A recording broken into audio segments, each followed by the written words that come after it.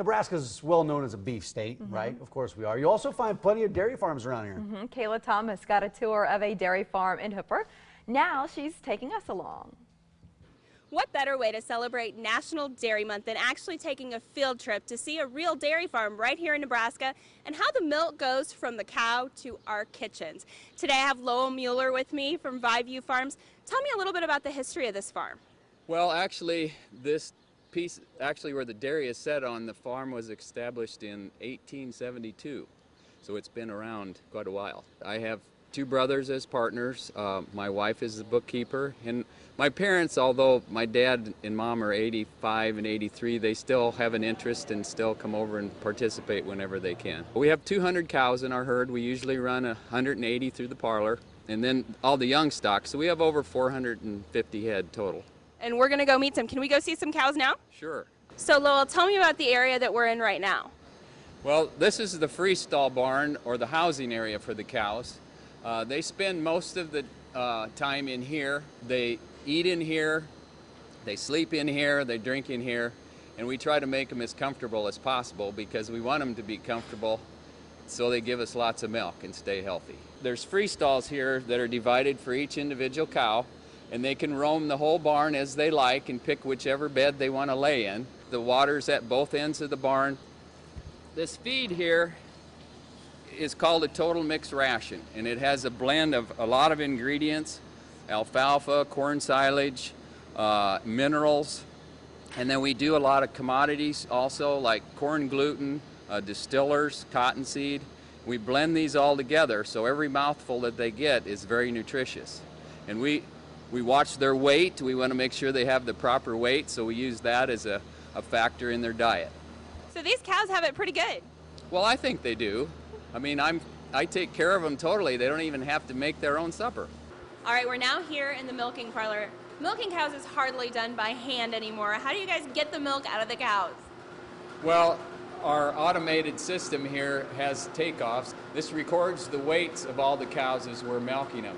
If you'll see Lorena here, she's demonstrating. We're stripping the cow first, make sure that it's all open and it's all clear. After that, she'll take a pre-dip and we'll sanitize it. And then after she sanitizes, we need to wait a little bit for the milk letdown. It takes about 60 seconds for the oxytocin in her body to work to let the milk down.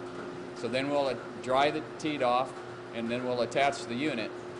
And it takes about, on an average, maybe about 5 minutes to milk a cow. Talk about the safety of the milk that comes from the cows. How do you ensure that once it gets to us in the grocery stores, it's safe for all of us to drink? As it gets into our pipe system, it goes through a filter and then into the bulk tank that's cooled immediately down to 36 degrees. The milk truck comes once a day, every morning, to pick up the milk, and then it goes into the bottling plant. Probably within that next day, the milk is in the store. So about 48 hours in many cases from the cow to the store.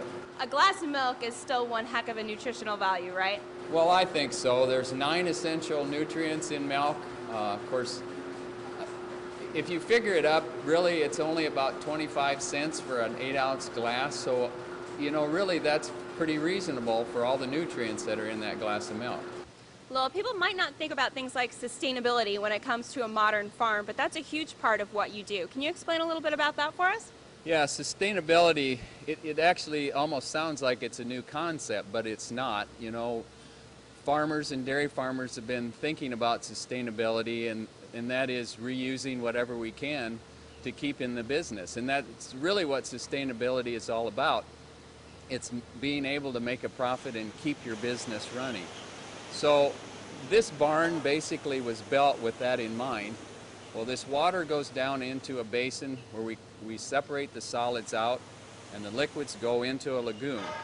We then take that water, pump it through our irrigation systems, and use that for irrigation and for nutrients. So we use all the nutrients from the manure, put it back on the ground, and grow our crops. Well, also speaking of sustainability in the future, we're going to go see the future of this farm and check out the calves. Now, of course, we can end our tour without me feeding a calf with one of these nipple pails. Here you go, buddy. This one's a little hungry. There we go. Okay, I think I got this down. So while I'm feeding this little guy here, Lowell, tell me about the calf barn. Well, we built this calf barn about 10 years ago. We bring the calves up in here a few hours after they're born. We put them in their nursery, and then we tag them. If you can see their little ear tags on there, that's how we identify them. Then we slowly put them on dry feed. And then after they get weaned, we'll put them in group pens of about 6 or 8 for a couple months. So these calves that are all around us today, these are the gallons of milk of our future. Yes, in about 2 years, that'll be the milk. All right, thanks. Hey, if you want more information on National Dairy Month or anything we've seen on our tour today, check out dairymakesense.com. We'll send it back to you guys in the studio.